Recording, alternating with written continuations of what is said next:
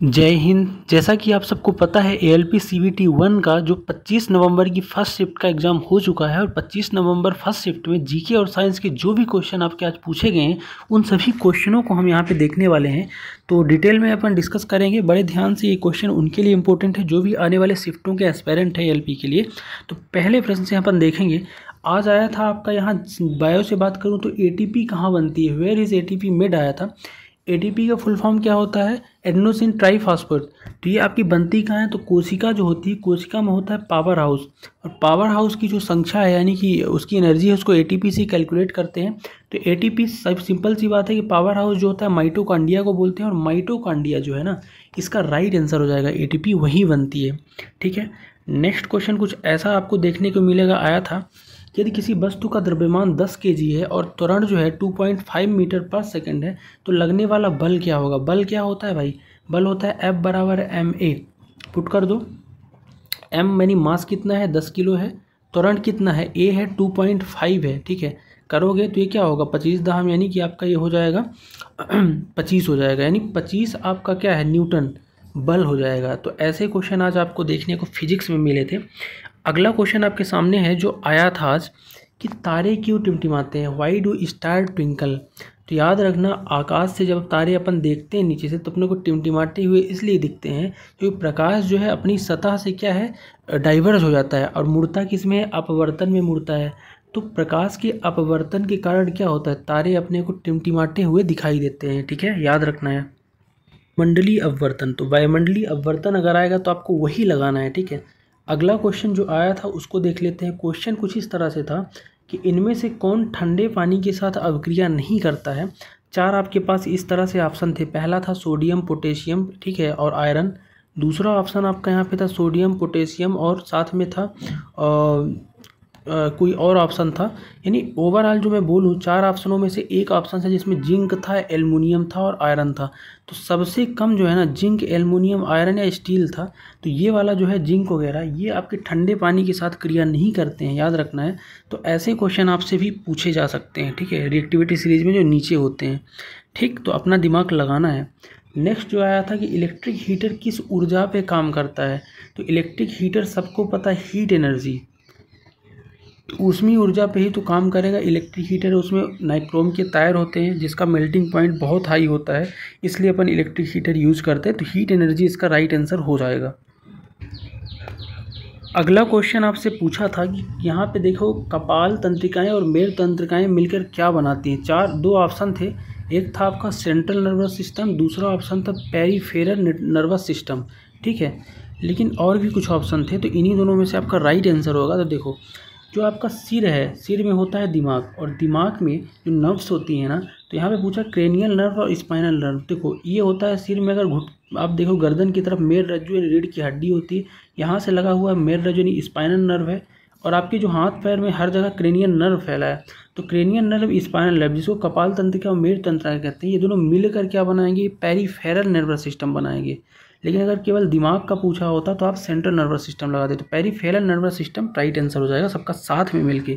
ठीक है, अगला क्वेश्चन आपका यहाँ पे पूछा था, एक सेकंड देखते हैं क्या पूछा था। बोला था कि atomic number is equal to, यानी कि एटॉमिक नंबर बोलते किसे हैं, परमाणु क्रमांक। तो याद रखना ऑप्शन में क्या था, ऑप्शन में आपका था इस तरह का कि न्यूट्रॉन प्लस प्रोटॉन की संख्याओं को, प्रोटॉन की संख्याओं को, इलेक्ट्रॉन की संख्याओं को, ऐसे करके ऑप्शन है। याद रखना जो परमाणु क्रमांक है ना ये हमेशा प्रोटॉन की संख्याओं के बराबर होता है। जो भी आपके परमाणु में प्रोटॉन होते हैं उनकी संख्याओं के बराबर होता है, याद रखना। जबकि अपन से परमाणु भार पूछता है ना तो प्रोटॉन और न्यूट्रॉन की संख्याओं का योग के बराबर भार होता है। तो ऐसे छोटे छोटे क्वेश्चन भी आपके पूछे जा रहे हैं। ठीक है, अगला है कि जेनेटिक ट्रेट जो आपके अनुवांशिकी लक्षण हैं किससे आते हैं। चार ऑप्शन थे, माता से, पिता से, माता और पिता दोनों से, दादा दादी से, नाना नानी से। तो याद रखना माता और पिता यानी कि जो मदर है और फादर, इन दोनों के तरीके से, इन दोनों से मिलके जेनेटिक ट्रेट यानी बच्चे में अनुवांशिक लक्षण बनते हैं। ठीक है, अगला क्वेश्चन जो आपका आया हुआ था कि विच device does not work on magnetic effect of electric current, यानी कि विद्युत धारा के चुंबकीय प्रभाव पर कौन सा कार्य नहीं करता डिवाइस। चार ऑप्शन आपके थे।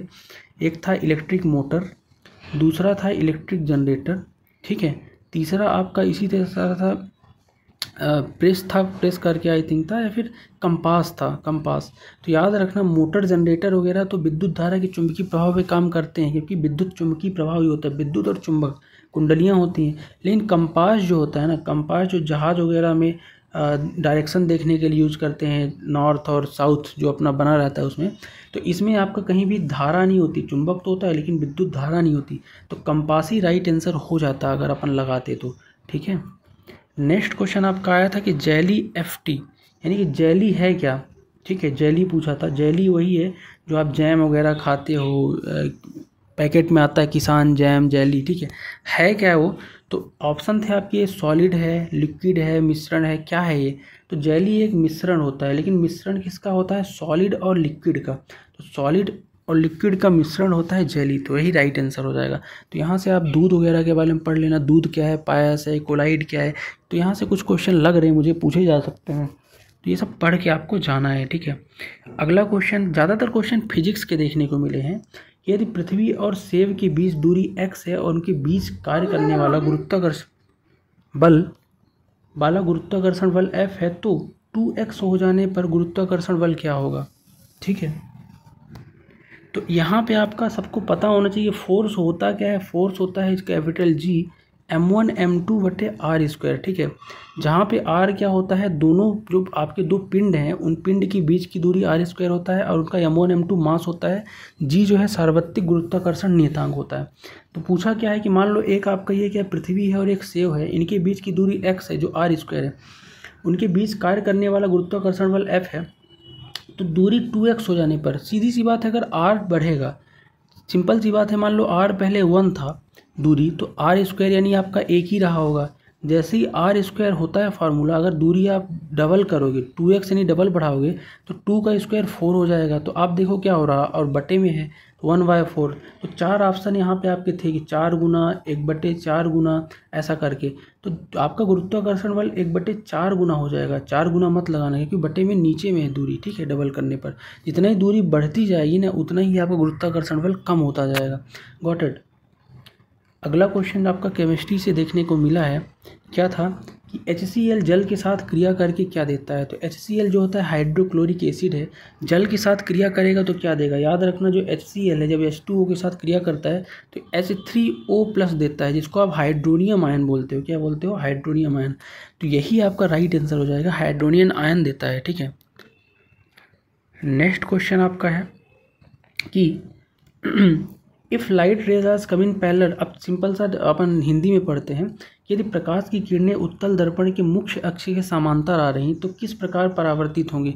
देख लेते हैं, 4 ऑप्शन यहाँ पे थे, मैं आपको बता देता हूँ। ऑप्शन क्या था कि मुख्य फोकस की तरफ प्रतीत होगी, फोकस से दूर भागेगी, पैरेलल एक्सिस के समांतर होगी, ऐसे ऑप्शन थे। सबसे पहले अपन डायरेक्ट डिस्कस कर लेते हैं इसका फिगर बना के। उत्तल दर्पण होता कैसे है, देखो उत्तल दर्पण कुछ इस तरह से होता है। ठीक है, जहाँ से ये आपकी प्रिंसिपल एक्सिस है, यानी जिसको आप मुख्य रेखा बोल रहे हो, मान लो यहाँ से आपका प्रकाश आया, इससे टकराया, मान लो ये आपका क्या है, फोकस है, और ये आपका सेंटर होता है वक्रता के अंदर। तो जब ये प्रकाश पैरेलल जाता है ना मुख्य अक्ष के, प्रिंसिपल एक्सिस के गया, तो ये जब जाता है तो रिवर्स हो जाता है उत्तल दर्पण में, कुछ इस तरह भागता है कि इधर भागता है। लेकिन इधर आपका फोकस तो होता है, लेकिन जब फोकस एक्चुअल में उत्तल दर्पण में अपन इधर बनाते हैं और वक्रता केंद्र यहाँ, तो प्रतीत होता है आपका डॉट डॉट इमेजिनरी लाइन से, जो इमेज बनता है इमेजिनरी लाइन फोकस से होकर निकलता है, लेकिन रिवर्ट हो जाता है। इसका जो राइट आंसर आप लगाओगे ना, ये लगाओगे कि मुख्य अक्ष की तरफ प्रतीत होती हैं रेखाएं आती हुई, लेकिन आती नहीं है, तो प्रतीत होती हैं बल्कि रिवर्ट हो जाती हैं, तो इमेजिनरी इमेज बनेगी। तो याद रखना आप। तो ऐसे क्वेश्चन देखने को मिले हैं। अगला है कि इनमें से कौन सी ऊर्जा स्थिति में परिवर्तन से होती है। तो पोटेंशियल एनर्जी, जिसको आप स्थितिक ऊर्जा कहते हो, स्थिति में परिवर्तन के आधार पर होने वाली ऊर्जा है। तो स्थितिक ऊर्जा इसमें से राइट आंसर हो जाएगा, जो भी ऑप्शन आपका रहा होगा।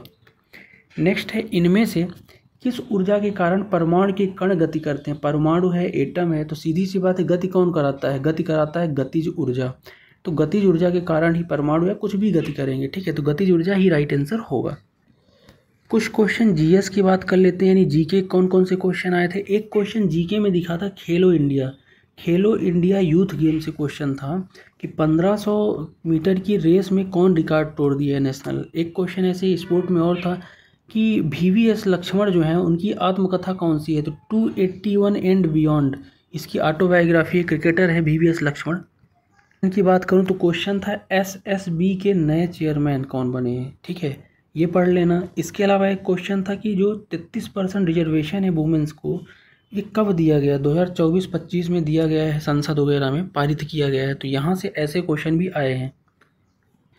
एक क्वेश्चन आपको देखने को मिला था कि सिस्टर मिडनाइट एक मूवी है जिसमें मुख्य भूमिका कौन थी, तो राधिका आप्टे थी मुख्य कलाकार सिस्टर मिडनाइट में। फसल बीमा योजना से भी क्वेश्चन देखने को एक मिला है। विज्ञान प्रौद्योगिकी कुल कितने क्षेत्र हैं, ऐसा करके कोई एक क्वेश्चन था जिसमें 11 क्षेत्र बताया गया है आंसर के हिसाब से। तो ये सब क्वेश्चन कुछ देखने को यहाँ मिले हैं जीके और साइंस में, लगभग 25 प्रश्नों में। तो आई होप आपके लिए हेल्पफुल रहा होगा ये वीडियो। और साथ में जिनने भी एग्ज़ाम दे के आज आए हैं फर्स्ट टिप में, ज़रा कि कमेंट करके बताना कि ये क्वेश्चन थे कि नहीं, ठीक है। मिलते हैं नेक्स्ट वीडियो में, तब तक के लिए जय हिंद।